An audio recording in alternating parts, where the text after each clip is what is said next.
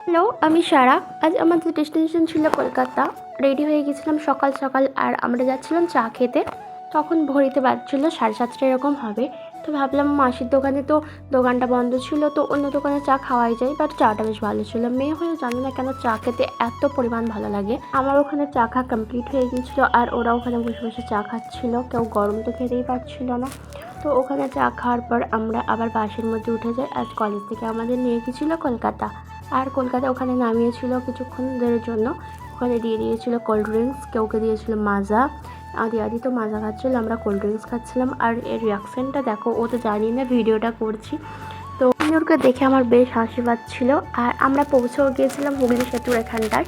আর এত পরিমাণে বৃষ্টি নেমে গিয়েছিলো, ওয়েদারটা এতটাই সুন্দর লাগছিল, আর আমি তো পুরোই ভিজে গিয়েছিলাম। আর গরমও ছিল, তো আমরা হেঁটে হেঁটে পুরো পরেশান হয়ে গিয়েছিলাম। আর আমরা খেয়ে নিয়েছিলাম নিম্বু পানি ওখানে, আর আমি প্রচণ্ড টায়ার্ড হয়ে গিয়েছিলাম, তো তাই বসতে একদম বাধ্য। ওখানে সবাই নিম্বু পানি খাচ্ছিল, আর এত বৃষ্টিতে রাস্তাগুলো দেখো পুরো ভেজা সাতসাতা। তো তারপরে ওখান থেকে খাওয়ার পর আমরা আবার হাঁটতে হাঁটতে যাই, দেখি এদিকে কোথাও যাওয়া যায়। আর আমাদের বাস ছিল কোনখানটায় ছিল, বেশ ইডেন গার্ডেনের সামনে, গেটের সামনে। তো আমরা হাঁটতে হাঁটতে যাচ্ছিলাম, আর তারপরে আমরা বাসের মধ্যে চেপে চলে আসি পুরো সিঙ্গুরে আমরা 40 মিনিট দাঁড়িয়ে থাকি। ওখানে কেউ চা খাচ্ছিল, কেউ আইসক্রিম খাচ্ছিল, কেউ সমোসা খাচ্ছিল, আর আমরা তো দুজন এই করে বেড়াচ্ছিলাম, তানিশা আর আমি। তো টাটা। ব্লগটা কেমন লাগলো একটু কমেন্টে জানিও।